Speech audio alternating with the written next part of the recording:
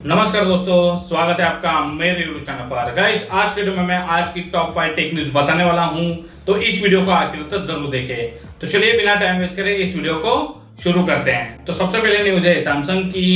Samsung अपना mid range smartphone portfolio India में expand करने के लिए गैलेक्सी A17 5G लॉन्च करने की तैयारी कर रहा है। ये फोन 29 अगस्त 2025 को इंडिया में अनवील हो सकता है और इसका स्टार्टिंग प्राइस 18,999 होगा। इस एग्रेसिव प्राइसिंग के साथ Galaxy A17 5G direct competition करेगा iQOO Z9X, Realme Narzo 17 Pro 5G और Redmi Note 13 सीरीज जैसे पॉपुलर बजट 5G फोन से। डिजाइन की बात करें तो फोन में 6.7 इंच सुपर एमोलेड डिस्प्ले दिया गया है, जो इस सेगमेंट के कई LCD पैनल्स फोन्स के मुकाबले एक बड़ी अपग्रेड है।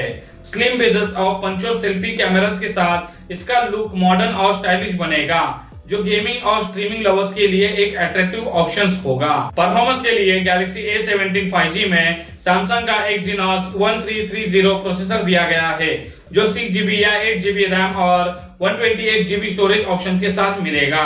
ये स्मार्टफोन One UI 7 पर चलेगा, जो Android 15 बेस्ड होगा। इसमें नए कस्टम फीचर्स के साथ सिक्योरिटी और अपडेट्स पर फोकस होगा। पावर के लिए फोन में 5000 mAh बैटरी और 25 वाट फास्ट चार्जिंग सपोर्ट होगा, और खास बात यह है कि बॉक्स में ही 25 वाट चार्जर दिया जाएगा, जो यूजर के लिए एक प्रैक्टिकल चॉइस बनता है।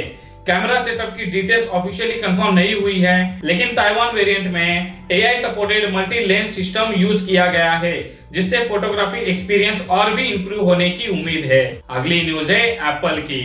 एप्पल डिवाइस एक क्रिटिकली सिक्योरिटी वल्नरेबिलिटी के वजह से बड़े रिस्क में थे, जिसमें हैकर्स बिना यूजर के किसी भी एक्शन के आईफोन्स, आईपैड और मैक पर कंट्रोल हासिल कर सकते थे। ये बग एक जीरो क्लिक एक्सप्लॉइट था, जो एप्पल के इमेज IO फ्रेमवर्क में मिला था। ये फ्रेमवर्क इमेज फाइल्स को प्रोसेस करता है और इस बग के जरिए अटैकर्स एक मलिशियस इमेज फाइल भेजकर मेमोरी करप्शन ट्रिगर कर सकते हैं, जिससे बिना यूजर इंटरेक्शन के आर्बिट्ररी कोड एग्जीक्यूशन पॉसिबल है। सबसे बड़ी कंसर्न क्रिप्टो करेंसी यूजर्स के लिए थी, क्योंकि अटैकर्स डायरेक्टली उनके वॉलेट कीज और सेंसिटिव लॉगिन क्रेडेंशियल चुरा सकते थे। कंपनी ने तुरंत एक्शन लेते हुए अपनी इकोसिस्टम के लिए नया सॉफ्टवेयर अपडेट रिलीज किया, जिसमें iOS 18.6.2, iPadOS 18.6.2 और macOS के कॉरस्पॉन्डिंग वर्जन शामिल हैं। ये अपडेट इस वल्नरेबिलिटी को पैच कर देते हैं, और अब यूजर को स्ट्रांगली एडवाइस किया गया है कि तुरंत अपने डिवाइसेस अपडेट कर ले। जीरो क्लिक एक्सप्लॉइट होने के वजह से ये थ्रेड एक्सट्रीमली डेंजरस था, लेकिन अब नए अपडेट के बाद रिस्क को एलिमिनेट कर दिया गया है। अगली न्यूज है वीवो की। वीवो ने अपना 30th anniversary vision launch event और इमेजिंग ग्रैंड सेरेमनी में सेलिब्रेट किया, जहां कंपनी ने अपना पहला mix reality handset Vivo Vision Discovery Edition launch किया। ये हैंडसेट लाइटवेट और एर्गोनॉमिक डिजाइन के साथ आता है, जो 398 ग्राम वेट रखता है। इसमें Qualcomm Snapdragon XR2 Plus Gen 21 platform दिया गया है, जो 2.5x GPU और 8x AI परफॉर्मेंस बूस्ट करता है। Headset dual micro OLED screen के साथ 8K बाइनोकुलर रिजोल्यूशन देता है, जो इमर्सिव एंटरटेनमेंट, गेमिंग और प्रोडक्टिविटी के लिए बनाया गया है। इसमें नेचुरल गेस्चर और आई ट्रैकिंग जैसे कंट्रोल्स भी दिए गए हैं, जिससे यूजर को इंट्यूटिव MR एक्सपीरियंस मिलता है। इवेंट के दौरान वीवो ने अपनी इमेजिंग टेक्नोलॉजी स्ट्रेटेजी का भी अपग्रेड अनाउंस किया। कंपनी अब एक सिनेरियो बेस्ड इमेजिंग सिस्टम बनाने पर फोकस कर रही है, जिसमें नाइट फोटोग्राफी, टेलीफोटो, पोर्ट्रेट और वीडियो और भी एडवांस बनाए जाएंगे। वीवो और जायस का पार्टनरशिप और स्ट्रॉन्ग बन गए हैं, जो स्मार्टफोन ऑप्टिक्स में नए स्टैंडर्ड सेट करेगा। साथ ही कंपनी ने 2025 Vivo Vision Plus mobile photo awards के विनर्स अनाउंस किए, जिसमें दुनिया भर से 5 लाख से ज्यादा सबमिशंस आए। ये सब Vivo के कमिटमेंट को और दिखाता है कि आने वाले टाइम में वो इमेजिंग और इमर्सिव टेक्नोलॉजीज को और एक्सेसिबल बनाएगा। अगली न्यूज है निकॉन की।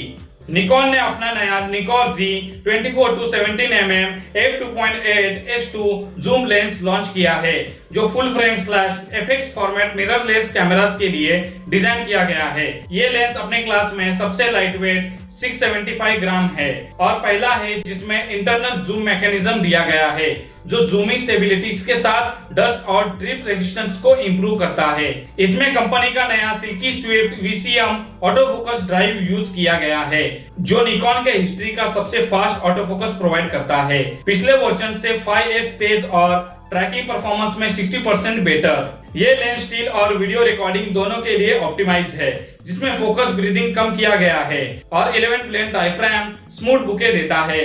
इसमें मेसो अमोर्फस कोड और अर्नो कोटिंग ग्लेयर और गोस्टिंग को रिड्यूस करते हैं और एक स्पेशल फिल्टर एडजस्टमेंट विंडो भी दी गई है। साथ ही minimum focus distance wide angle पर 0.24 मीटर और टेलीफोटो पर 0.33 मीटर रखा गया है जिससे यूजर्स क्लोजअप शॉट भी इजीली कैप्चर कर सकते हैं। अगली न्यूज है Asus की।